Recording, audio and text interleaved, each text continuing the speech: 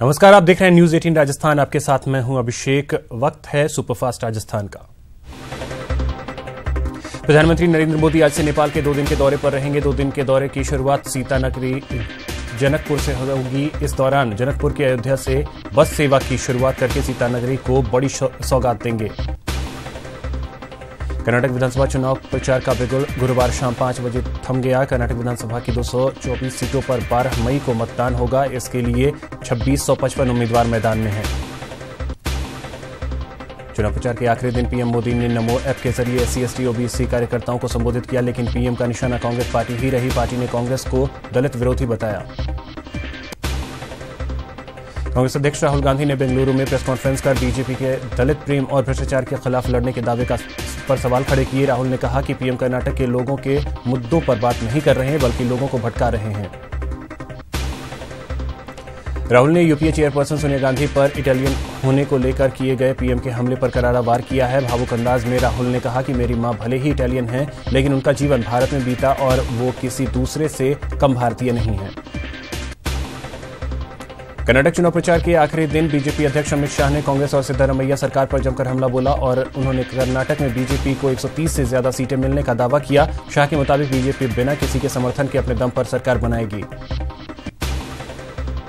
BJP अध्यक्ष अमित शाह ने फर्जी वोटर आईडी कार्ड को लेकर कांग्रेस पर जमकर निशाना साधा। शाह ने कहा कि कांग्रेस राज्य में फर्जी वोटर आईडी कार्ड के जरिए चुनाव जीतना चाहती है। इसी बीच एक बड़ी खबर आ रही है। हम सीधे उसकी ओर रुख करते हैं, जहां पर जयपुर में निजी भूमि को चारागाह भूमि घोषित करने के मामले से जुड़ी ये खबर आ रही है। हाईकोर्ट में पेश हुए जयपुर कलेक्टर। तो बड़ी खबर इस वक्त की, जहां पर जयपुर कलेक्टर कोर्ट में पेश हुए हैं। जस्टिस KS झवेरी की खंडपीठ में पेश हुए और अदालत में पालना रिपोर्ट में उन्होंने कहा कि चारागाह भूमि को चराई भूमि में कर दिया गया है दर्ज।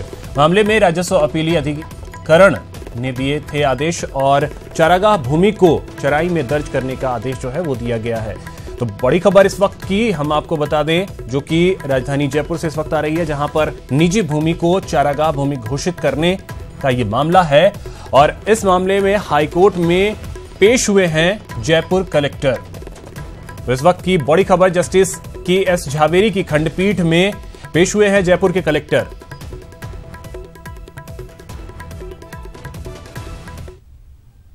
चलिए अब देखते हैं खबरें सुपरफास्ट। शिवसेना ने अपने मुखपत्र सामना में कांग्रेस अध्यक्ष राहुल गांधी की तारीफ की। शिवसेना ने कहा कि राहुल ने अपने भाषणों में पीएम मोदी की आलोचना गरिमा बनाए रखते हुए की है, लेकिन बीजेपी ने राहुल के खिलाफ आपत्तिजनक भाषा का इस्तेमाल किया। उत्तराखंड के चीफ जस्टिस जोसेफ को सुप्रीम कोर्ट भेजने के मसले पर पुनर्विचार करने के लिए आज कॉलेजियम की अहम बैठक होगी। इसके लिए जस्टिस चलमेश्वर ने CJI को चिट्ठी लिखी थी। इससे पहले 26 अप्रैल को केंद्र सरकार ने जस्टिस जोसेफ को प्रमोट करने की कॉलेजियम की सिफारिश को वापस भेज दिया था। भारत के राष्ट्रपति रामनाथ कोविंद ने गुरुवार को सियाचिन बेस कैंप का दौरा किया। राष्ट्रपति ने यहां तैनात जवानों से बातचीत की। राष्ट्रपति के साथ सेनाध्यक्ष विपिन रावत भी मौजूद रहे। उपराष्ट्रपति वेंकैया नायडू पनामा के बाद पेरू के दौरे पर हैं। गुरुवार को वेंकैया नायडू पनामा में रहे और वहां महात्मा गांधी की मूर्ति को पुष्प अर्पित कर श्रद्धांजलि देते नजर आए। बीजेपी की बागी सांसद सावित्रीबाई फुले ने पार्टी लाइन से हटकर जिन्ना की तारीफ की और उन्हें महापुरुष करार दिया। साथ ही सावित्रीबाई ने यह भी कहा कि जिन्ना की तस्वीर जहां जरूरत हो वहां लगानी चाहिए। भारतीय समाज पार्टी के अध्यक्ष और यूपी के कैबिनेट मंत्री ने एक बार फिर योगी सरकार पर निशाना साधा। कैबिनेट मंत्री OP राजभर ने योगी सरकार पर जातिवाद का आरोप लगाया और कहा कि नीची जाति का होने के चलते प्रशासनिक अमला भी उन्हें नजरअंदाज कर रहा। सेनाध्यक्ष विपिन रावत ने कश्मीर में अशांति फैलाने वाले गुटों को चेतावनी दी है। विपिन रावत ने कहा कि कश्मीर की आजादी के लिए हथियार उठाने वाले युवा समझ लें कि उनकी इच्छा कभी पूरी नहीं होगी। 3 दिनों की पैरोल मिलने के बाद RJD अध्यक्ष लालू प्रसाद पटना पहुंचे, जहां लालू की गर्मजोशी के साथ उनका स्वागत किया गया। 12 मई को लालू के बड़े बेटे तेज प्रताप की शादी है। दिल्ली के PWD घोटाले मामले में एंटी करप्शन ब्यूरो ने गुरुवार को CM केजरीवाल के रिश्तेदार विनय बंसल को गिरफ्तार किया। विनय बंसल केजरीवाल के रिश्तेदार सुरेंद्र बंसल का बेटा है। सुरेंद्र बंसल की मौत पिछले साल हुई थी। भ्रष्टाचार के इस मामले में 8 मई 2017 को ACB ने FIR दर्ज की थी। पंचायत चुनाव को लेकर पश्चिम बंगाल की मुख्यमंत्री ममता बनर्जी को सुप्रीम कोर्ट से बड़ा झटका लगा है। सुप्रीम कोर्ट ने कलकत्ता हाई कोर्ट के फैसले पर रोक लगाते हुए कहा कि जिन सीटों पर विपक्ष का कोई उम्मीदवार अपना नामांकन नहीं कर पाया है, ऐसे सीटों पर नतीजों का ऐलान न किया जाए। आधार कार्ड की अनिवार्यता मामले में सुप्रीम कोर्ट ने सुनवाई पूरी कर ली है और फैसला सुरक्षित रख लिया है। इस मसले की सुनवाई 38 दिनों तक चली। ये सुप्रीम कोर्ट में चली दूसरी सबसे लंबी सुनवाई है। सुप्रीम कोर्ट ने ट्रेन में चढ़ते या उतरते समय घायल होने पर रेलवे को मुआवजा देने का आदेश दिया है। कोर्ट ने कहा कि ट्रेन से उतरते समय या चढ़ते समय यात्री की मौत या उसका घायल होना अप्रिय घटना है और ऐसी स्थिति में यात्री मुआवजे का हकदार है। हैदराबाद में बाल कल्याण समिति की टीम ने एक मंदिर में एक नाबालिग लड़की को बचाया है, जिसकी जबरदस्ती शादी 38 साल के एक अन्य शख्स से हो रही थी। उत्तरी मिजोरम में भारी बारिश की वजह से जनजीवन अस्त व्यस्त हो गया है। कई जगह सड़कों पर पानी भर गया है, जिसकी वजह से आवाजाही में परेशानी हो रही है।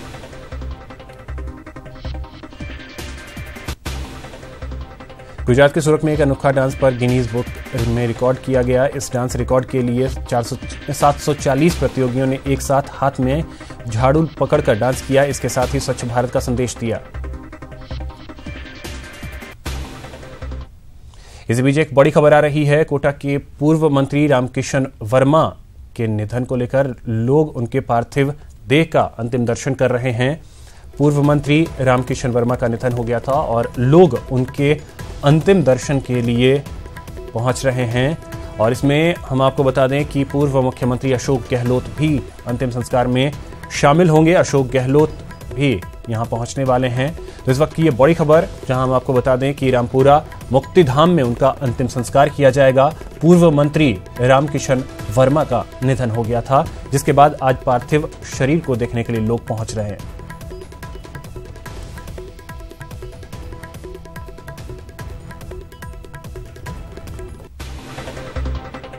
गुजरात के अहमदाबाद में मौसम विभाग ने ऑरेंज अलर्ट जारी किया है। यहां तेज गर्मी से लोगों को जीना मुहाल हो चुका है। गुजरात के कई शहरों में तापमान 40 के ऊपर दर्ज किया जा रहा है। मौसम विभाग के मुताबिक यहां फिलहाल बारिश की कोई संभावना नहीं है।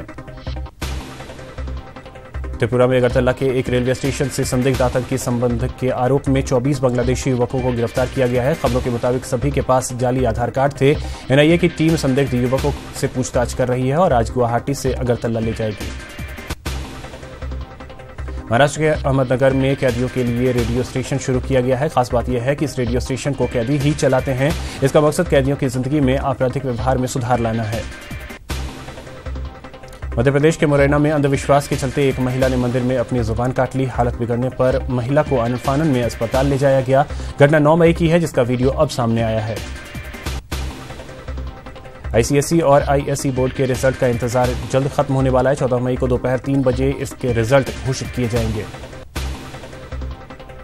लखनऊ में बीती रात बृहस्पति ग्रह को देखने वालों का तांता लगा रहा। टेलीस्कोप से बृहस्पति ग्रह को नजदीक से देखने के लिए लोगों में काफी उत्साह देखने को मिला।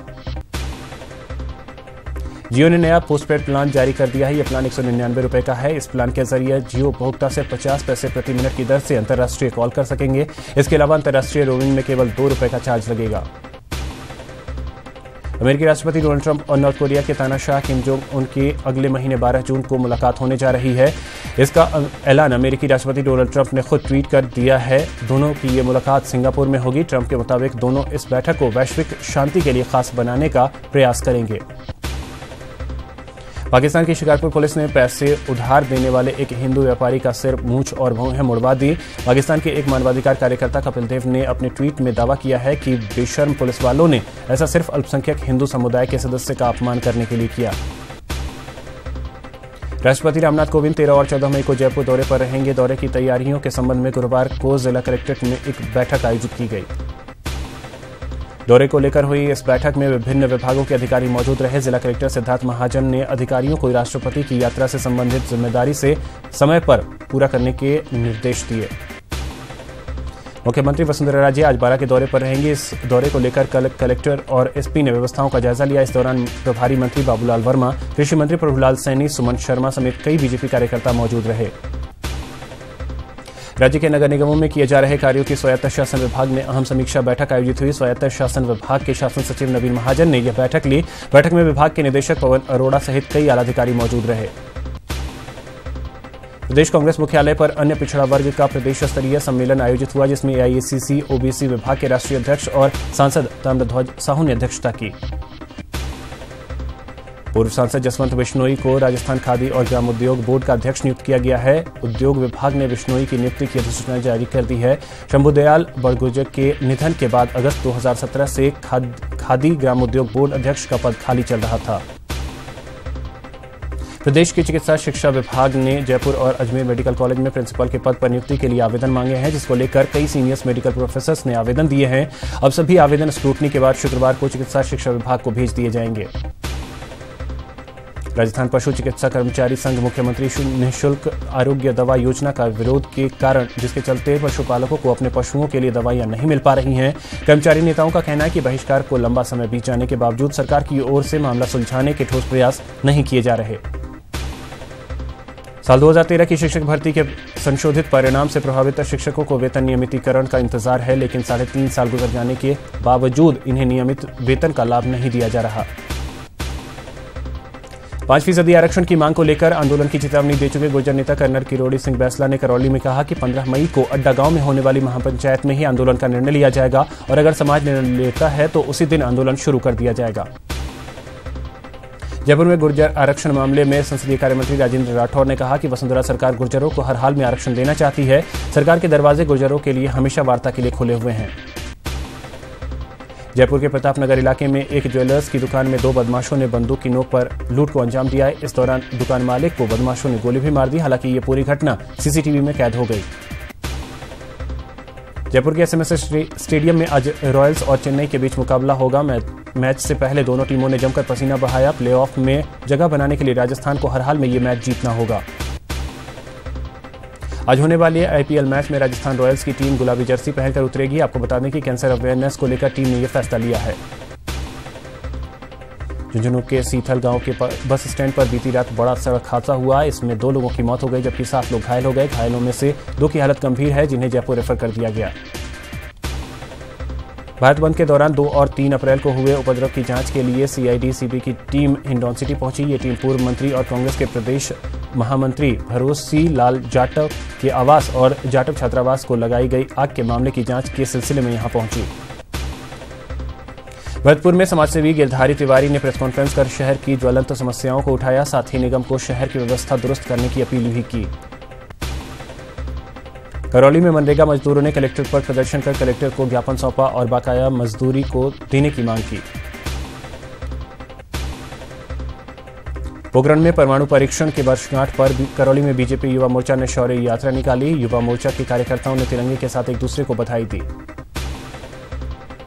जोधपुर में सिपाही दमाराम की मौत पर तथा कथित बयान देने वाले मंत्री गजेंद्र सिंह खीवसर का अमर शहीद सेवा समिति ने विरोध जताया है। दरअसल समिति मृतक सिपाही को शहीद का दर्जा दिलाना चाहती है, वहीं मंत्री ने सिपाही की हादसे में मौत बता दी। कोटा जिला कलेक्टर पर पिछले 72 दिनों से धरने पर बैठे एनआरएचएम कर्मियों ने एक फैसला किया है। नियमित करने की मांग को लेकर धरने पर बैठे कर्मचारियों ने चुनाव में सरकार के खिलाफ प्रचार करने का फैसला लिया है। अलवर के north western railway employed union ने रेलवे स्टेशन पर धरना प्रदर्शन किया और इंडिया रेलवे मेंस फेडरेशन के आह्वान पर रेल कर्मचारियों की मांगों को जल्द निपटाने को लेकर भूख हड़ताल की गई।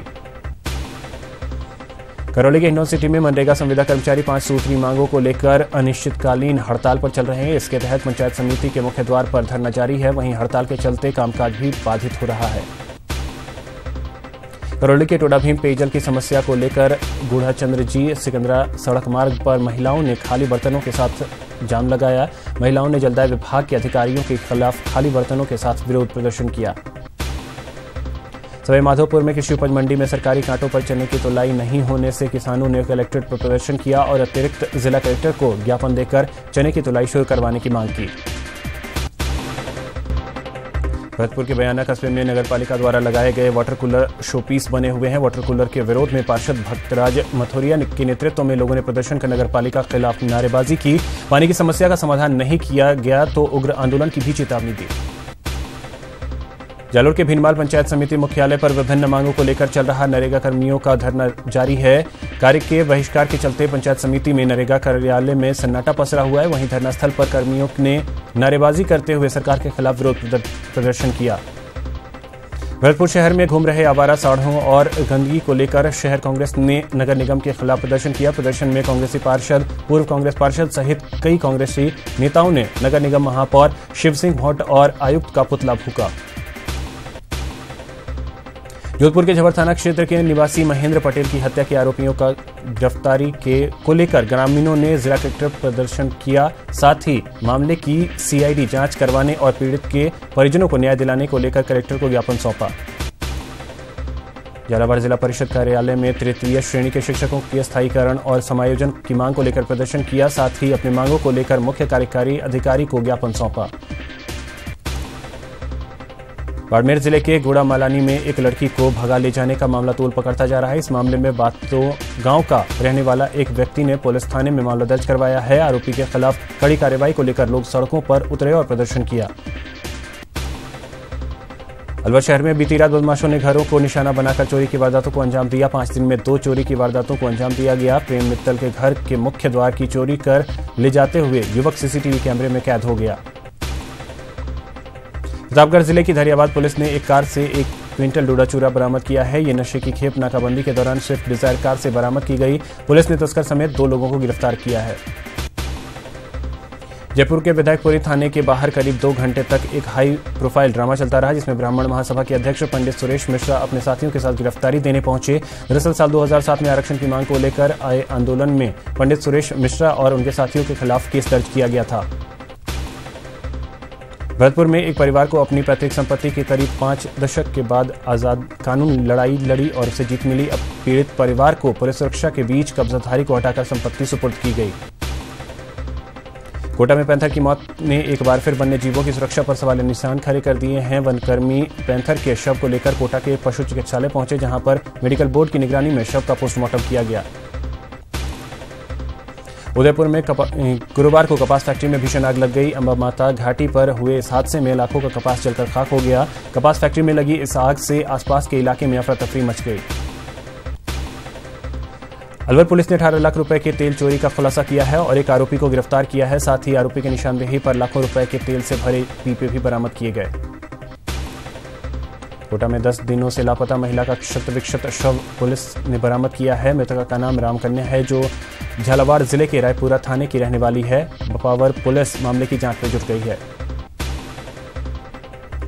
बारा के हरनावदा शाहजी कस्बे में लैपटॉप में विस्फोट के बाद आग लग गई, जिससे घर में रखा सामान जलकर खाक हो गया। वहीं घटना के समय घर पर कोई नहीं था। घर के सभी सदस्य शादी समारोह की तैयारी में दूसरे घर में थे।